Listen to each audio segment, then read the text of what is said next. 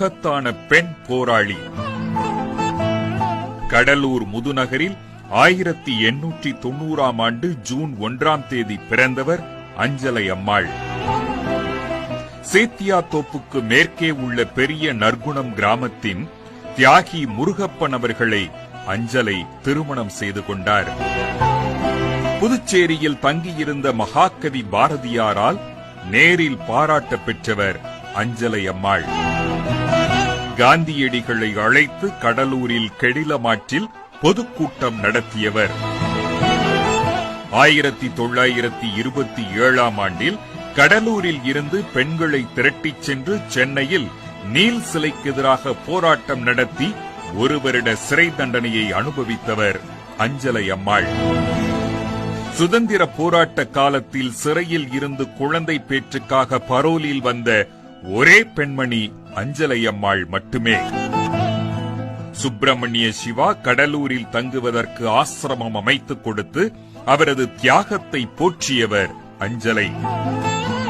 வெள்ளையர் அரசாங்கத்துக்கு எதிராக தடையை மீறி சென்னையில் மகளிர் மாநாடு நடத்திய அஞ்சாத சிங்கம் அஞ்சலை.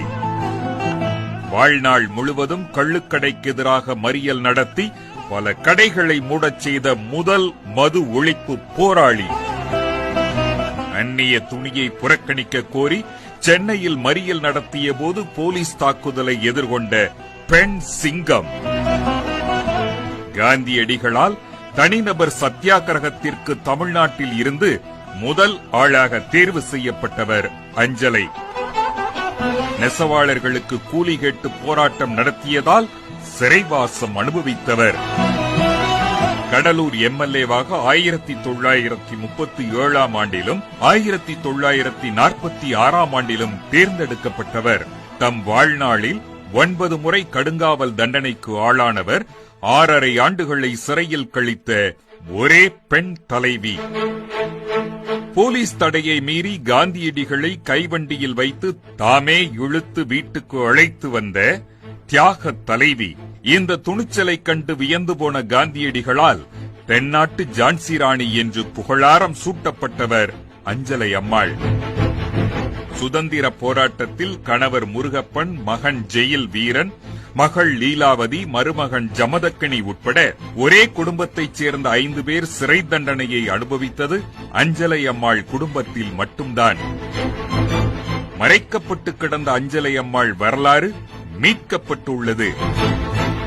சிங்க பெண்மணிக்கு கடலூரில் தமிழ்நாடு அரசு சார்பில் நினைவு மண்டபம் அமைக்க வேண்டும் என்ற கோரிக்கை வலுத்து வருகிறது.